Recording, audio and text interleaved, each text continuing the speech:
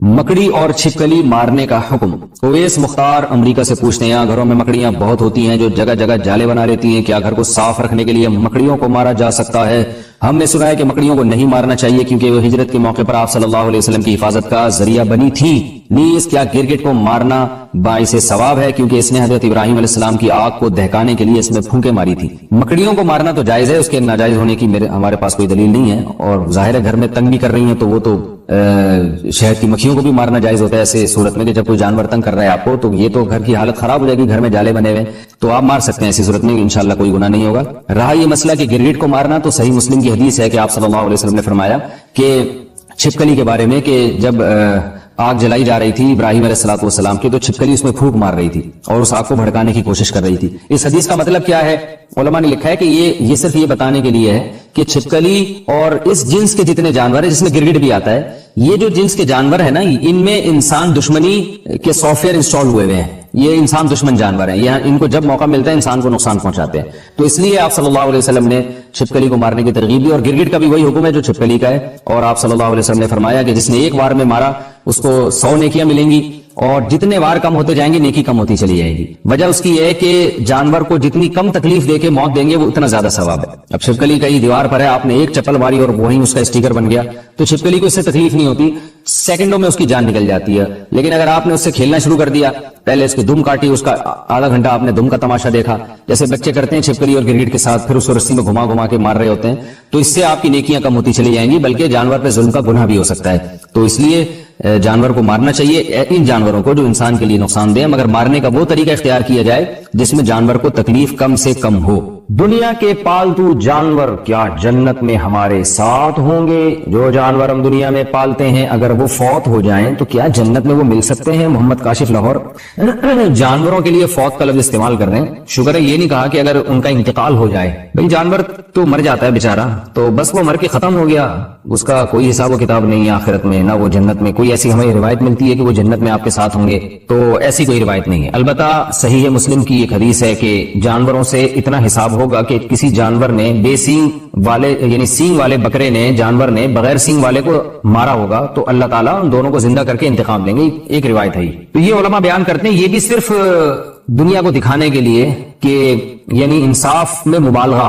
जाहिर है सींग वाले जानवर ने जब बगैर सींग वाले जानवर को मारा है तो उसको तो जानवर तो मुकल्लफ नहीं है शरिया काम का, लेकिन अल्लाह ताला महज अपनी एक कुदरत दिखाने के लिए कि इतना मैं इंसाफ ले रहा हूं, इंसाफ से काम ले रहा हूं कि इसने अपने सींग का भी अगर नाजायज फायदा उठाया था तो इसको भी बदला मिलेगा। तो इसको मजाजन हिसाब और किताब से ताबीर किया गया है। हकीकत में हिसाब नहीं है, असल में इंसानों को दिखाने के लिए। तो असल हिसाब तो इंसानों का होगा, लेकिन जानवरों को फिर अगर इतना हिसाब होगा भी तो मिट्टी कर दिया जाएगा उनको दोबारा हमेशा के लिए। ना उनके लिए जन्नत है, ना जहन्नम है, ना कोई जजा है, ना सजा है। जो उसूल यही है। तो ये सारे इंसानों के लिए, लिहाजा जानवर मर गया तो खत्म, क्योंकि जानवर तो अल्लाह ने इंसान के लिए पैदा किया है, इंसान की खिदमत के लिए। तो आपने पाल लिया तो बस ठीक है, आपको उससे फायदा हो गया, थोड़ा सा मानूस हो गया, टाइम गुजर गया आपका। वैसे मैं जनरल नॉलेज के लिए एक बात आपसे कहता हूं। अच्छा, पहले मैं अपनी बात कंप्लीट कर लूं। अगर आपको जन्नत में जाने के बाद दिल चाहा कि अल्लाह जो मैंने बिल्ली पाली हुई थी, जो मैंने बकरा पाला हुआ था, बड़ा महबूब है, मुझे चाहिए, तो जन्नत में कुरान कहता है आपकी हर ख्वाहिश पूरी होगी। वलकुम फीहा मा तश्तही अनफुसुकुम, जिस चीज का दिल चाहेगा वो आपको मिलेगी जन्नत में। तो इसलिए अल्लाह किसी को उसका पालतू जानवर जन्नत में देना चाहे तो अल्लाह पे कोई पाबंदी नहीं है। मैंने तो सिर्फ एक उसूल और ज़ाब्ते की बात की है कि ऐसी कोई हमारे पास रिवायत नहीं है कि जन्नत में आपको यही जानवर मिल जाएंगे। बहरहाल अल्लाह हर ख्वाहिश आपकी पूरी करेगा। लेकिन वैसे मैं जनरल नॉलेज के लिए आपको एक बात अर्ज करूं कि जो हमारे मुआशरे में कुत्ते बिल्ली पालने का जो रिवाज आ रहा है ना, ये वहां आ रहा है जहां औलादे नहीं हो, बच्चे रोके जा रहे हैं। ये नेचुरल नहीं है। इंसान की इंटरटेनमेंट के लिए, उसकी तफरीह के लिए, उसकी आंखों की ठंडक के लिए अल्लाह ने औलाद की नेमत रखी है। यहबु लिमन यशाउ इनासा व यहबु लिमन यशाउ ज़ुकूर, जिसको चाहता है बेटे गिफ्ट करता है, जिसको चाहता है बेटियां गिफ्ट करता है, और जिसको चाहता है दोनों गिफ्ट कर देता है। तो बच्चे क्यों नहीं पालते आप लोग? मैं हैरान इस पर होता हूं। मैं कहता हूं जिस घर में छोटा बच्चा है ना, इतनी तफरीह है उस घर में, इतनी एंटरटेनमेंट का सामान मौजूद है कि उसको कुत्ते बिल्ली पालने की जरूरत ही नहीं होगी। और मैं थोड़ा सा खुली डुली जबान भी इस्तेमाल करता हूं, यानी आपके यहां जो है ना हर 1-2 साल के बाद कोई लेटेस्ट वर्जन होना चाहिए बच्चों का, कोई नया पीस आना चाहिए मार्केट में। वो छोटा बच्चे की तफरीह अलग ही होती है। जो बड़े हो जाते हैं ना वो अलग टाइप की, यानी आंखों की ठंडक बनते हैं। छोटा बच्चा जो एंटरटेनमेंट देता है ना वो बड़ा नहीं दे सकता। उसका मुस्कुराना, उसकी हरकतें, उसका उछलना कूदना, यकीन ना आए आप इंटरनेट पे सर्च करें बच्चों की हरकतें, बच्चों की कहकहे, बच्चों की मुस्कुराहट, आपका दिल बाग बाग हो जाएगा। जबकि वो बच्चे अजनबी बच्चे होंगे जो इंटरनेट पे, यूट्यूब पे आपको नजर आ रहे हैं। आप सोचे जब आपके अपने होंगे तो कितना अच्छा लगेगा। तो हो क्या रहा है कि बच्चे पैदा नहीं होते हैं तो एक आध होता है, वो बड़ा हो जाता है, फिर घर में सब बोर हो रहे हैं। تو بچے کی گھر میں موجودگی یہ بہت ضروری ہے، پیرنٹس کے لیے بہت ضروری ہے، والدین کے لیے، ماں کے لیے، باپ کے لیے، دونوں کی صحت کے لیے بچے کا ہونا ضروری ہے۔ لوگ اکثر کہتے ہیں والدین بچوں کو پالتے ہیں، میں کہتا ہوں بچے جتنا والدین کو پالتے ہیں نا، والدین اتنا بچوں کو نہیں پالتے۔ بچہ خود ماں باپ کو پالتا ہے، یعنی پالنے کا مطلب ان کی ذہنی تفریح کا ذریعہ بنتا ہے۔ ماہر نفسیات کہتے ہیں دماغی درجنوں بیماریوں کا علاج چھوٹا بچہ ہے، اتنی خوشیاں دیتا ہے چھوٹا بچہ۔ اور ہمارے ہاں دیکھو کہ ایک غیر مسلموں سے آئی ایک چیز، جو نیچر سے ہٹ کر زندگی گزار رہے ہیں وہ ہمیں بھی نیچر سے ہٹا رہے ہیں۔ تو گھروں میں رونقیں ختم ہو گئی، ہزار گز کے بنگلے ہیں، اور دیواروں کو دیکھ دیکھ کے جناب وہ میاں بیوی جو ہے نا دیواریں دیکھ دیکھ کے خوش ہو رہے ہوتے ہیں۔ میں کہتا ہوں وہ چھوٹا گھر جو بچوں سے بھرا ہوا ہو اس میں زیادہ خوشیاں ہیں ان ہزار گز کے بنگلوں سے جس میں 2-3 افراد رہتے ہوں۔ میرے تو ٹریولنگ بہت ہوتی ہے، میں ہر گھر میں جاتا ہوں، یعنی ہر طرح کے لوگوں میں ملتا ہوں، ہر طرح کے گھروں میں جانا ہوتا ہے۔ میں دیکھتا ہوں کہ جو غریب لوگ ہیں جن کی اولادیں ہیں اور وہ زیادہ خوش ہوتے ہیں ذہنی طور پر، الا یہ کہ خدا نخواستہ اولادوں میں کوئی قاتلانہ لڑائیاں ہو رہی ہوں وہ تو ایک الگ بات ہے، لیکن نارمل جو حالات ہیں اس کے حساب سے بات کر رہا ہوں، وہ زیادہ خوش ہوتے ہیں۔ اور میں ایسے گھروں میں بھی گیا ہوں، ہزار گز کے لگژری، اور وہاں جا کے دیواریں کاٹنا شروع کرتی ہیں، کھاتی ہیں دیواریں کہ کیا ہے یہ، کس کے لیے بنایا آپ نے، آپ کے تو اولاد ہی نہیں ہے، ایک آدھ بچہ ہے، اس کو اولاد تو نہیں کہتے، تو کیا ہو گیا؟ عقل کو ماتم کرنے کا دل کرتا ہے۔ جو خوشیوں کی زندگی تھی وہ گورے نے آپ سے چھین لی ہے، وہ مصنوعی خوشیاں آپ کو دے رہا ہے۔ دیکھو نیچر کا کوئی متبادل نہیں ہوتا، آج بھی لوگ چشموں کا پانی اور گرینری اور درخت اور اس ٹائپ کی چیزوں میں لوگ زیادہ سکون محسوس کرتے ہیں۔ اگر بنگلے بناتے بھی ہیں تو اس میں کوشش کرتے ہیں پھول لگانے کی، گارڈن بنانے کی، اس لیے کہ جو اطمینان جو نیچر میں جو انسان کو روحانی سکون ملتا ہے وہ نیچر سے ہٹ کے نہیں ملتا۔ تو آپ پالیں، کتے پالنا تو جائز نہیں ہے ضرورت کے بغیر، آپ باقی جانور پالیں، لیکن پہلے آپ اپنے بچوں کو پالیں۔ بچوں کو آپ پالیں گے تو انشاءاللہ پھر یہ ضرورت نہیں رہے گی آپ کو ان چیزوں کی۔ پھر بھی اگر پالنا ہے تو میں کہتا ہوں پھر بکریاں پالیں، گائے پالیں، بھینس پالیں، اس کا فائدہ بھی تو حلال جانور پالیں نا۔ بلی کا کیا فائدہ ہوگا آپ کو؟ بلی تھوڑا سا انسیت کرے گی آپ سے، ٹھیک ہے جائز ہے بلی پالنا بھی، تھوڑی سی مانوس ہو جائے گی، لیکن اس کا قوم کو بھی کوئی فائدہ نہیں ہے، آپ کو بھی کوئی فائدہ نہیں، اس کے بالوں میں بیماریاں بھی ہوتی ہیں، تو قوم کو بھی فائدہ نہیں، قوم کو بھی فائدہ ہے حلال جانور پالنے میں۔ بکریاں، بھیڑ، گائے، بھینسیں یہ پالیں گے، دودھ فائدہ ہوگا، آرگینک دودھ ملے گا آپ کو، آرگینک گوشت ملے گا آپ کو، دیسی مرغیاں پالیں گے، آرگینک انڈا ملے گا آپ کو۔ انڈے مارکیٹ سے شارٹ ہوتے جا رہے ہیں آرگینک انڈے، اور جو آرگینک کے نام پہ مارکیٹ میں بک رہے ہیں ان کا بھی کوئی بھروسہ نہیں ہوتا کہ دیسی ہیں بھی کہ نہیں ہے۔ تو پتہ نہیں کیا ہو گیا لوگوں کو، ہم سمجھ میں نہیں آ رہا۔ پولیس کے ذریعے بھی کوشش کر لی ہے سمجھانے کی، پولیس والوں کی سمجھ میں نہیں آ رہا، تو کیسے آپ کی سمجھ میں آئے گا؟ تو جانور پالیں مگر وہ جانور جو فائدے مند ہیں۔ پیغمبروں نے بکریاں چرائی ہیں تو ہم بھی گوروں کو دیکھ دیکھ کے کتے پال لیں۔ کتا ضرورت کی چیز ہے، اگر آپ کو گھر میں حفاظت کے لیے کتا رکھنا ہے تو آپ 10 دفعہ رکھیں، جب حفاظت نہیں ہے۔ کیا بلی کا جھوٹا کھا پی سکتے ہیں؟ بلی پالنا کیسا ہے؟ کیا بلی کا جھوٹا حلال ہے؟ اگر بلی نے گوشت یا دودھ میں منہ مار دیا تو اس کے استعمال کا کیا حکم ہے؟ موسیٰ جان ریاض سے حدیث میں آتا ہے نبی صلی اللہ علیہ وسلم نے بلی کا جھوٹے کو پاک قرار دیا ہے، اور اس کی وجہ یہ بیان کی فَإِنَّهَا مِنَ الطَّوَّافِينَ عَلَيْكُمْ، یہ تم پر بار بار چکر لگاتی ہے، یعنی گھریلو جانور، اس سے بچنا بہت ممکن ہے۔ تو اس لیے فقہاء نے لکھا ہے کہ بلی کا جھوٹا پاک ہے، لیکن مکروہ بہرحال ہے۔ مکروہ اس لیے کہ درندوں کے جھوٹے ناپاک ہوتے ہیں، حرام جانوروں کا جھوٹا ناپاک ہوتا ہے، تو بلی بھی بہرحال ایک درندہ ہے۔ تو نبی نے جو گنجائش دی اس کی وجہ بتا دی کہ اس سے بچنا ممکن نہیں ہے، بہت مشکل ہے اس سے بچنا، بار بار گھروں میں آتی ہے، منہ لگا دیتی ہے کھانے پینے کی چیزوں کو۔ تو اس سے پتہ چلتا ہے کہ ضرورت کی وجہ سے اس کی اجازت دی گئی ہے۔ تو ضرورت کی وجہ سے جس چیز کی اجازت دی جائے تو اس میں یہی ہوتا ہے کہ احتیاط بہتر ہے۔ تو اگر بلی نے گوشت میں منہ مار دیا، پانی میں منہ مار دیا تو استعمال کر سکتے ہیں، لیکن اگر کوئی احتیاط پر عمل کرے تو بھی ٹھیک ہے، تو زیادہ اچھا ہے۔ تو اب ایسا نہ ہو جائے کہ بلیوں کو اتنا لفٹ کرائیں جیسے انگریزوں نے کتوں کو لفٹ کرایا ہوا ہے، کہ وہ اس کا جھوٹا باقاعدہ پراپر کھاتے ہیں، پیتے ہیں، اس کے زبان لگاتے ہیں، اس کی زبان، کتا ان کے منہ میں زبان لگا رہا ہوتا ہے، اوٹ پٹانگ حرکتیں کر رہے ہوتے ہیں، اللہ تعالیٰ ان کو ہدایت دے۔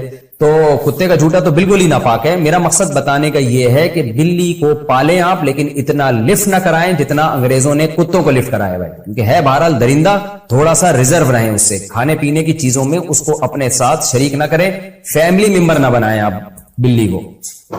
خواتین کے لیے نماز کا الگ کمرہ بنانا، میں گھر میں رہتا ہوں، میرا ارادہ ہے کہ گھر میں خواتین کے لیے الگ سے نماز کے لیے کمرہ چھوڑوں گا، کیا یہ صحیح ہوگا؟ مشتاق احمد مکہ مکرمہ سے۔ صحیح نہیں ہوگا بلکہ سنت ہے، یہ صرف صحیح نہیں ہے۔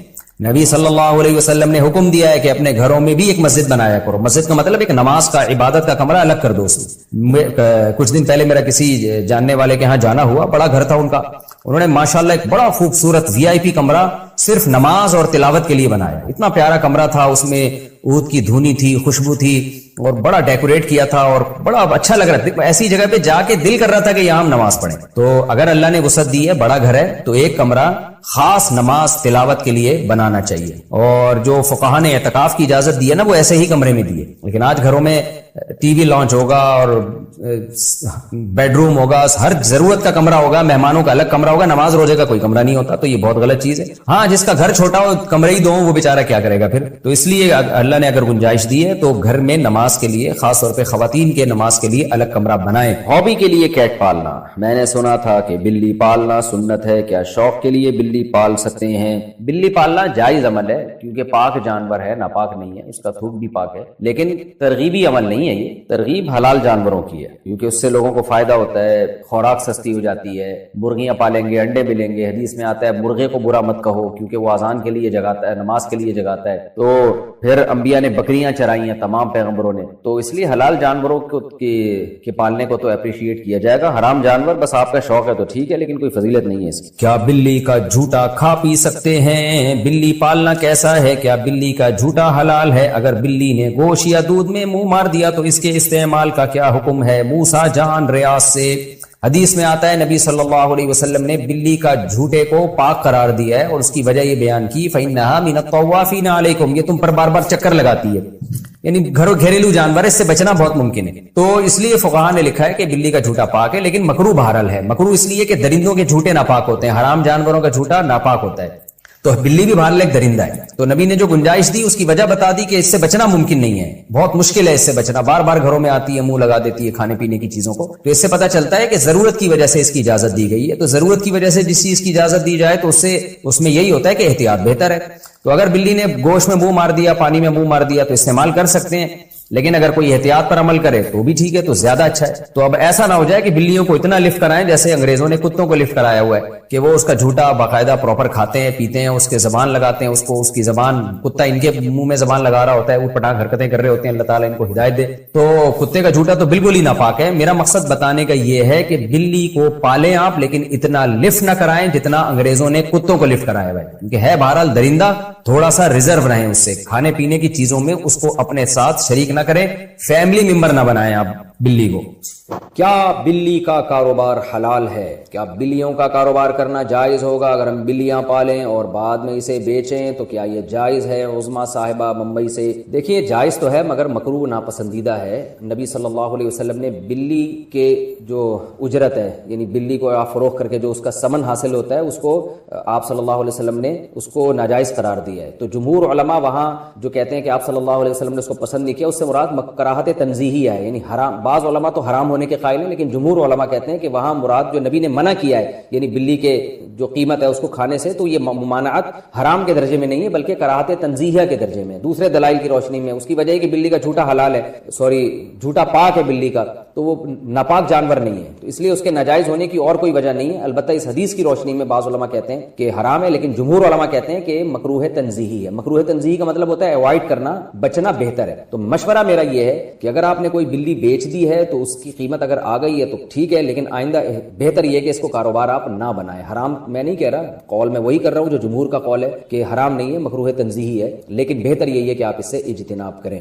حلال جانوروں کا کاروبار کیا کریں, اس میں برکت ہوتی ہے, اس میں لوگوں کو فائدہ ہوتا ہے. بلیاں اگر معاشرے میں پھیلیں گی تو اس سے پبلک کو کیا فائدہ ہے؟ اگر گائے, بھینس, بکریاں, مرغیاں ان کا کام کریں گے, مرغیوں سے انڈے ملیں گے, بکریوں سے دودھ ملے گا, گوشت ملے گا, بکروں کے ریٹ مارکیٹ میں کم ہو جائیں گے جب بکروں کی پیداوار بڑھے گی, تو اس سے انسانیت کو فائدہ ہے اور انٹرٹینمنٹ بھی ہے. بکری بھی پل جاتی ہے, دمبے بھی پل جاتے ہیں. میرے دمبے آپ آ کے دیکھیں, 2 دمبے ایسے ٹائٹ خاندانی طریقے سے پلے ہوئے, کھا کے ماشاءاللہ مسٹنڈے بھی ہو رہے ہیں اور پل بھی گئے ہیں. بچے کھیلتے ہیں ان سے, وہ جب عصر کے بعد لے کے نکلتے ہیں, چھلانگے مارتے ہیں وہ. تو اگر آپ کو تفریح کرنی ہے تو وہ دمبوں سے بھی ہو سکتی ہے, گائے سے بھی ہو سکتی ہے.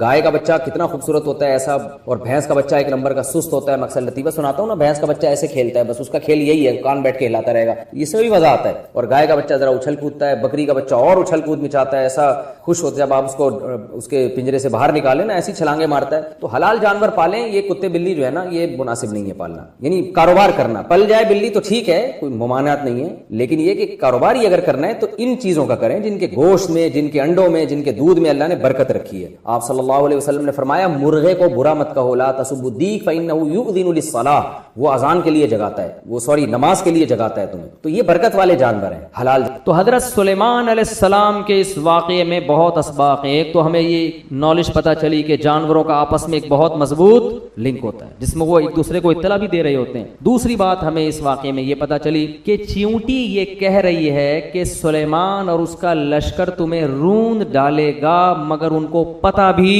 نہیں چلے گا۔ یہ جو پتہ بھی نہیں چلے گا نا، یہ بھی قرآن کے الفاظ لغو نہیں ہے، اس میں بھی حکمت ہے۔ کیا مطلب؟ پیغمبر جان کر یہ کام بولو نہیں کر سکتے۔ اس میں جانوروں پہ بھی ظلم سے روکا گیا ہے اور یہ احادیث سے ثابت ہے۔ نبی صلی اللہ علیہ وسلم نے فرمایا کہ پچھلی امتوں میں ایک پیغمبر تھے جن کو ایک چیونٹی نے کاٹا تو انہوں نے ساری چیونٹیاں جلا دی، تو اللہ نے ان پر وحی کر کے تنبیہ کی کہ کاٹا ایک نے تھا، سزا آپ نے سب کو کیوں دی؟ اس سے پتہ چلتا ہے کہ بلا وجہ چیونٹی مارنا بھی جائز بول لو نا بھائی نہیں ہے، خام خامے۔ ہاں گھر میں چیونٹیاں تنگ کر رہی ہیں تو وہ فنائل کا پوچھا ووچا لگا کے، وہ ایک الگ چیز ہے، وہ صفائی ستھرائی کے لیے، ویسا نہ ہو کہ ڈبے رکھ کے چیونٹیاں پالنا شروع کر دیں آپ بلا وجہ۔ یعنی وہ آپ کو گھر میں تو کیڑے مکوڑے تکلیف دیتے ہیں نا، لیکن تکلیف بھی نہیں دے رہے، خام خامے جانور کو جا کے مارنا یہ اسلام میں جائز بولو نہیں۔ آپ صلی اللہ علیہ وسلم نے چڑیا کو مارنے سے منع کیا ہے، اجازت دی ہے جس نے چڑیا کو ذبح کر کے کھانا ہو، شکار کے لیے، کھانے کے لیے اس سے مار رہے ہو تو ٹھیک ہے، خام خامے نشانے بازی کے لیے ٹھیک نہیں ہے۔ حضرت عبداللہ بن عمر نے کچھ بچوں کو دیکھا کہ مرغی کو باندھ کے، یہ کچھ لڑکے تھے مرغی باندھ کے نشانہ سیکھ رہے ہیں تیر اندازی کا، فرمایا نبی صلی اللہ علیہ وسلم نے اس عمل سے منع کیا ہے۔ نشانے بازی کسی بے جان پہ سیکھو، مرغیوں کو اس کا نشانہ، یہ ظلم ہے نا جانور کے اوپر، جو کام کسی دوسرے سے ہو سکتا ہے اس میں مرغی کو نشانہ کیوں بنا رہے ہو بھائی؟ مرغی کھانی ہے تو ذبح کر لو۔ اور آپ دیکھو چائنا والوں کو زندہ کتے کھولتی کڑھائی میں ڈال دیتے ہیں، انسانیت ہے یار۔ لیکن اسلام چونکہ اعتدال کا مذہب ہے، پہلے انسان ہے بعد میں جانور، اس لیے جہاں جانور انسان کی تکلیف کا سبب بنے گا تو پھر مارنے کا حکم ہے۔ مدینہ میں جب کتوں کی تعداد زیادہ ہو گئی تھی تو آپ نے صحابہ کو کتوں کے قتل کا حکم دیا، کیونکہ کتوں کی نسل بہت اسپیڈ سے بڑھتی ہے اور ان کے لیے کوئی محکمہ منصوبہ بندی، فیملی پلاننگ والوں کو انسانوں سے فرصت ملے گی تو کتوں کی طرف جائیں گے نا۔ جس کے لیے اللہ نے کائنات کو بنایا انسان، اس کی تو نسل روکی جا رہی ہے۔ جو مقصود کائنات نہیں ہے ان کو مارنے پر جو جانوروں کی جو NGOs ہیں نا ان کی طرف سے پابندی، کراچی میں کتا مارنے پر پابندی ہے۔ یہ کتا پن ہے یا نہیں ہے بتاؤ؟ یہ کیسا کتا پن ہے یار؟ کتوں کی نسل کو کنٹرول کرنا یہ قرآن و سنت سے، یہ حدیث سے ثابت ہے۔ مدینہ میں کتے زیادہ ہو گئے تھے، آپ نے حکم دیا قتل کلاب کا، کتوں کو مارو، ایک نسل کو کم کرو ان کی۔ پھر صحابہ تو نبی کے حکم پہ حریص تھے، انہوں نے اتنے مارنا شروع کر دیے کہ دیہاتی باہر سے آتا اس کے بھی کتے کو مارتے ہو، تو آپ نے منع کیا، فرمایا ما لکم وللکلاب، تمہیں کیا ہو گیا کتوں کے بارے میں؟ اللہ کی مخلوق ہے، چھوڑ دو اپنے حال پہ۔ کیا مطلب؟ کہ ہمیں کتے سے کوئی ذاتی دشمنی نہیں ہے کہ اس کی نسل ہی ختم کرنی ہے، اتنا کرنا ہے کہ انسانوں کو نقصان پہنچانا ختم کر دیں، جب کنٹرول میں آ گئے تو اب چھوڑ دو۔ تو یہ اعتدال ہے۔ بعض لوگوں کے ہاں جانوروں کے اتنے حقوق ہیں، NGOs بنی ہوئی ہیں، کتے لوگوں کو کاٹ رہے ہیں، بائکوں سے ٹکرا رہے ہیں، کراچی میں تو بہت ہو گئے ہیں، لیکن کہتے ہیں نا نا نا ان کتوں کو مت مارو۔ اور بعضوں کے ہاں ایسی زیادتی ہے کہ جلتے ہوئے زندہ کتے جلتی ہوئی کڑھائی میں ڈال کے کھا جاتے ہیں۔ وہ بہت سے دوستوں نے بتایا چائنا میں وہ کتا جب کڑھائی سے نکلتا ہے زندہ ہوتا ہے وہ، کیونکہ اسکن جب تک آپ کے اوپر ہے نا اور گلا نہیں کٹتا، آپ کسی کی موت آرام سے نہیں ہوتی، جلنے سے جلدی موت نہیں ہو جاتی انسان کی، تو وہ کس قدر جانور کے ساتھ ظلم ہے۔ مجھے تو وہ حدیث یاد آتی ہے کہ ایک عورت نے ایک بلی کو باندھ دیا اور کھلایا پلا رہے نہیں تو اللہ نے اس کی ساری نیکیوں کو اس ظلم کی وجہ سے ضائع کر دیا۔ تو کس قدر ظلم ہے۔ آپ صلی اللہ علیہ وسلم نے فرمایا جانور کو جب ذبح کرو تو ذبح میں بھی اس کو آرام پہنچاؤ، چھری تیز ہونی چاہیے، ایسے دانے والی نہیں ہونی چاہیے کہ گھنٹے پہ کاٹنے اس کو۔ اور جو ہمارے ہاں پہلے جانور کو لٹاتے ہیں پھر جا کے چھری تیز کر رہے ہیں، بلکہ چھری منگوا رہے ہوتے ہیں، وہ پڑا ہوا ہے پھر کہتے ہیں یار ذرا چھری لے کر آ، تو یہ کام پہلے کر کے رکھ لیتے ہیں، اس کو کس بات کی تکلیف دے رہے ہو؟ نبی صلی اللہ علیہ وسلم نے فرمایا اللہ نے ہر چیز پر احسان فرض کیا۔ احسان کا مطلب ہر ایک کے ساتھ اچھا سلوک، جس میں جانور بھی داخل ہے۔ چھپکلی دیکھو، چھپکلی کے مارنے کا حکم ہے، پالنے کا حکم نہیں ہے، نقصان دہ جانور ہے، لیکن آپ صلی اللہ علیہ وسلم نے فرمایا، صحیح حدیث ہے، جس نے ایک وار میں چھپکلی ماری 100 نیکیاں، جتنے وار کم ہوں گے نیکیاں کم۔ کیوں؟ علماء اس میں حکمت بیان کرتے ہیں، جتنے زیادہ وار میں مارو گے جانور کو اتنی تکلیف ہوگی، لہذا ایک ہی دفعہ میں، ہم بچپن میں مارتے تھے بڑا مزہ آتا تھا، ایک ہی دفعہ میں چپل تبیز سے ماری، وہ اسٹیکر بن کے چپک گئی، اس کو پتہ ہی نہیں چلا، ایک جہان سے دوسرے جہان میں شفٹ۔ لیکن شرارتی بچے کیا کرتے تھے، گرگٹ کو پکڑ کے نا اس کے گلے میں رسی ڈال کے اس کو یوں یوں کر کے گھما رہے ہیں، وہ کھیل کود میں لگے ہوئے ہیں، یہ ظلم ہے بھائی، ناجائز ہے۔ تو لڑکے کر رہے ہوتے تھے اس طریقے سے، ہمیں اس وقت بھی یہ عمل اچھا نہیں لگتا تھا کہ یار یہ تو زیادتی ہے، کسی جانور کو تکلیف دینا ہے۔ تو ویڈیو دیکھیں آپ انٹرنیٹ پر, زندہ مرغا کھولتی ہوئی پانی میں ڈال دیتے ہیں, زندہ مرغا, اور پھر وہ جب تڑپتا ہے اس کو نکالا تو اس کے پر اتار رہے ہیں کیونکہ پر نرم ہو جاتے ہیں. بھائی تھوڑی دیر کے لیے آپ اپنی انگلی کھولتے ہوئے پانی میں ڈال کے دیکھیں, آپ سے برداشت ہوتی ہے؟ آپ کیسے زندہ جانور آپ اس کے اندر پانی کے اندر ڈال رہے ہو بھائی, اور پھر اس کو نکال کے وہ بیچارہ تڑپ رہا ہے, اس کے بال ہٹا رہے ہیں. آپ کی تو انٹرٹینمنٹ ہے, آپ کی لذت اور مزے ہیں, اور اس جانور پہ کیا گزر رہی ہے وہ جانور ہی جانتا ہے. اسلام نے حکم دیا کہ اس کے کیا کرو, ذبح کر دو, اس کا بلڈ نکل جائے گا, گوشت سے خون بھی صاف, خون سے بھی گوشت پاک ہو جائے گا, اور جانوروں کو تکلیف بھی کم ہوگی. اس میں جانور تڑپتا بہت ہے مگر اتنی تکلیف نہیں ہوتی جتنی کھولتے ہوئے پانی میں ڈالنے میں ہوتی ہے جانور کو. تو یہ اسلام نے جانوروں کے بھی حقوق بیان کیے ہیں کہ اس طرح سے ان کے ساتھ معاملہ نہ کیا جائے. ایک اونٹ کو نبی نے دیکھا کہ لاغر, تو آپ نے فرمایا یہ اونٹ اپنے مالک کی شکایت کر رہا ہے کہ میرا مالک میرے کھانے کا خیال بولو نہیں کرتا. میں نے ایک دفعہ بکری کسی کے پاس امانت رکھوا دی, بہت پرانا قصہ ہے, ان کو نہیں پتا چلے گا کس کی بات ہو رہی ہے. میں بکری لینے کے لیے گیا تو وہ بکری کے ایکس رے رپورٹ سامنے مجھے نظر آ رہی تھی. میں نے کہا اس کے تو گردے کی پتھری وتھری کا ٹیسٹ کرانے کی ضرورت ہی نہیں ہے, سب کچھ یہیں سے نظر آ رہا ہے. اس کا حال کیا کیا ہے آپ نے یار, کتنا کھانا کھلاتے تھے؟ کہتے صبح ایک ٹائم کھلاتا تھا بس, زیادہ کھانا صحت کے لیے نقصان. اب 24 گھنٹے میں یار آپ خود ذرا ایک ٹائم کھا کے دیکھو, ہم صبح سحری کرتے ہیں پھر شام کو افطاری کر لیتے ہیں, 12-13 گھنٹے کا روزہ کیسا لگتا ہے, اور آپ 24 گھنٹے تک جانور کو, اور بکری تو سارا دن کھانے والی ہے. تو یہ بڑے بڑے ظلم ہو رہے ہیں, یہ بے زبان جانور ہیں. جس کے دل میں آخرت کا خوف نہیں ہے نا, اس سے بڑا ظالم دنیا میں کوئی نہیں ہے. اور جس کو یہ خوف ہے کہ میں نے اللہ کو جواب دینا ہے, تو ان جانوروں کے بارے میں بھی اس کو خوف ہوگا. میں تھائی لینڈ میں یا پتہ نہیں ملیشیا میں تھا, یہ سب چیزیں ہو رہی ہیں ہمارے معاشرے میں. وہاں میں نے ایک بندے کو مچھلی کا شکار کرتے ہوئے دیکھا, کہتے ہوئے بھی گھن آتی ہے, زندہ چھپکلی کانٹے میں لگائی ہوئی ہے. توبہ استغفر, تو چھپکلی سے ویسے گھن بہت آتی ہے یار, زندہ چھپکلی, اور اس کو گھما کے پانی کے اندر ڈبوتا ہے, پھینکتا ہے, پھر وہ مچھلی آتی ہے تو کھینچتا ہے. میں نے کہا یار اس کو مار کے کر دو یہ کام. بول تو چھپکلیوں سے یہ کام لینا صحیح نہیں ہے, کچھ اور کر لے بھائی, تو گندا چھپکلی کوئی ایسی چیز ہے کچھ اور لگا لے.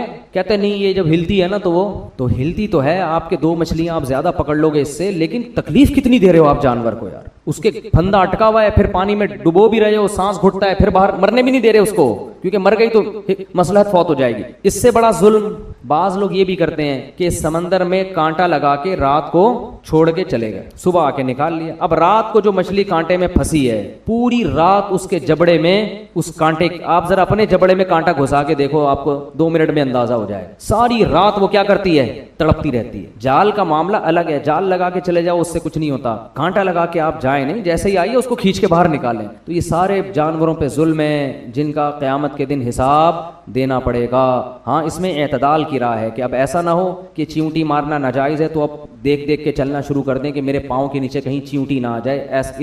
اتنی تکلف کی ضرورت نہیں ہے. وہم لا یشعرون, سلیمان علیہ السلام بھی دیکھ دیکھ کے نہیں چل رہے تھے لشکر میں کہ نیچے جو آ گیا تو آ گیا, اب تھوڑی اتنا کسی کے پاس. تو چیونٹیوں نے اسی وجہ سے کہا کہ بھائی سلیمان اور اس کا لشکر تمہیں رونتا ہوا نکل جائے گا اور ان کو پتہ بھی نہیں چلے گا. کہتے ہیں ایک روایت ہے, پتہ نہیں صحیح ہے ضعیف ہے, کہ حضرت سلیمان نے چیونٹی کو بلا کے پوچھا کہ تجھے پتہ ہے کہ میں پیغمبر ہوں اور پیغمبر کسی پہ ظلم نہیں کرتا, تو میرے بارے میں کیسے بدگمان ہو گئی کہ میں رونتا ہوا چلا جاؤں گا. تو چیونٹی نے کہا کہ سلیمان آپ تو بڑے سمجھدار ہیں, آپ کو پتہ نہیں میں نے وہم لا یشعرون بھی کہا ہے کہ ان کو پتہ نہیں چلے گا, ٹھیک ہے نا. چیونٹی کے بارے میں کس کو پتہ چلتا ہے. تو خیر سلیمان علیہ السلام, قرآن کہتا ہے فتبسم ضاحکا من قولها, کھلکھلا کے ہنسے اس کی بات. تو ہاں تو میں جلدی جلدی نقطے بیان کرتا. پہلا نقطہ ہمیں پتہ چلتا ہے کہ جانوروں کا آپس میں رابطہ ہوتا ہے, بڑا عجیب اللہ کا بنایا ہوا نظام ہے. دوسرا ہمیں یہ پتہ چلتا ہے کہ جانور پہ بھی ظلم کرنا ناجائز ہے. تبھی چیونٹی نے کہا ان کو پتہ نہیں چلے گا, یعنی وہ گویا یہ اقرار کر رہی ہے, پتہ چل جائے تو سائڈ سے گزر جائیں.